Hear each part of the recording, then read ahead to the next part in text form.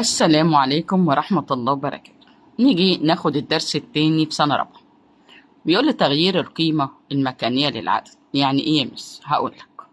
احنا عندنا دلوقتي ال11، معروف ان الواحد هنا احاد والواحد التاني في الخانة اللي جنبيها ده في خانة العشرة. الواحد ده بواحد والواحد هنا ب10. طيب لما اجي اضرب في 10، احنا ما خدناش يا مس 11 في 10. لا يا حبيبي، انت واخد جدول الضرب.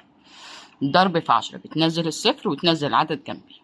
تمام. طب احنا هنعمل ايه؟ شفت ال11 نزلها ونزل كمان الصفر بتاع ال10 بقى 110. هل الواحد هنا في الآحاد رجع تاني في الآحاد؟ لا يا مس. امال رجع هنا بقى في خانة ايه؟ هنا اتغيرت الخانة، بقت دي عشرات واللي وراه جه في خانة المئات. مش فاهم يا مس؟ بص يا بابا، 3 دي في الآحاد صح؟ لما انت ضربتها في 10 بقت 30. التلاتة دي خانة آحاد وبتلاتة. طب التلاتة هنا بقت في خانة ايه؟ العشرات. بكام يا جميل؟ ب30.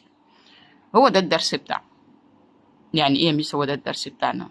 بنغير المكان بتاع الأرقام وبيتغير القيمة المكانية بتاعته لما بنيجي نعمل عملية الضرب في العشر. طب تعالى نشوف السؤال اللي جاي.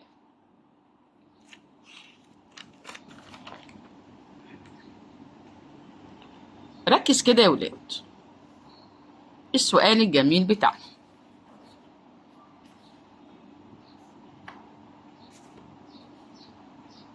بيقول لي أكمل.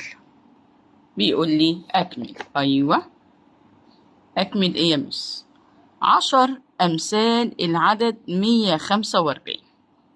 تاني، 10 أمثال العدد 145. ده معناه إيه يا مس؟ معناه إن ال10 هضربها في 145. تعالى فوق كلمة أمثال واعمل فيه. يعني 10 في 145. طب يا مس انت قلت لنا من شوية نعمل إيه؟ حط الصفر يا حبيبي. ونزل جنبيه ال145. ايه ده يا مس انت كاتبة ايه؟ 145 اهو. الخمسة أحاد صح؟ اهي. بعد ما ضربنا بقت في العشرات. هو ده تغيير القيمة. 5 في الآحاد ب5، لكن لما انت ضربت في 10 بقت 5 في العشرات بكام يا جميل؟ ب5. على فكرة دي أنا كتبتها بالعربي. تاني سؤال تاني. ماشي. 100 مثل العدد 1200. 100 مثل العدد 1200. طيب ما هي مثل هي أمثال، اعمل فيه. يعني كل اللي انت هتعمله 100 في 1200. كبير قوي يا مس. لا يا حبيبي مش كبير والله. كم صفر معانا؟ 1 2 3 4. اكتبهم يا بابا. 1 2 3 4. 1 في 12 ب12. خلاص يا بابا. تاني. نيجي لبعض الأسئلة اللي بحس إنها تقيلة شوية مع ولي الأمر مع الطفل وهو بيذاكر. يا ميس وبعدين؟ لا يا حبيبي مش بقى بعدين. بص يا بابا، عندي 4 ملايين عايزة أعملهم حزم بالألف. 4 ملايين وعايزة تعمليهم حزمة بالألف. طب ما نكتب 4 ملايين يا ولاد. أدي ال4 والمليون 6 أصفار. أنا بقول الملايين راح تلعب مع الألف، يبقى أنت هتشيل إيه؟ هشيل 3 أصفار، يبقى أحط له 4000 بس. طب ركز تاني. لو أنا عندي 14000 وعايزة أعملها حزم بالميات، يعني أجمع الفلوس ميات، يعني ال1000 هتلعب مع مين؟ مع ال100. اكتبي العدد الأول مش أدي ال14 وال1000 معاه 3 أصفار. كتبته بالصيغة القياسية أو العددية. رايح يلعب مع مين يا حبيبي؟ مع الميات، والميات عندها كم صفر؟ صفرين. شيلهم وروح حط العدد. أسهل من كده طريقة الحل مفيش. أسهل من كده طريقة للحل مفيش. ركز تاني. قيمة 50 100. قيمة 50 100. طب تمام، ايه المشكلة؟ شفت ال50 دي حبيبي؟ اكتبها. وال100 صفرين. خلاص. طب ينفع اعملها بطريقة تانية؟ ينفع اكتب 50 في 100. نزل ال3 أصفار وحط ال5. طريقتين صح يا حبيبي. طب انتي سبتي دول، انا اسيب لك واحدة منهم؟ لا هنحلها لك. حاضر. قال لي العدد 22,500 بيساوي ضعف 100 ضعف مين؟ طب ما هي ضعف دي عاملة زي المثل، مفيش مشكلة، شيل الصفرين بتوع ال100 اهو، يتبقى لك كام يا جميل؟ 225.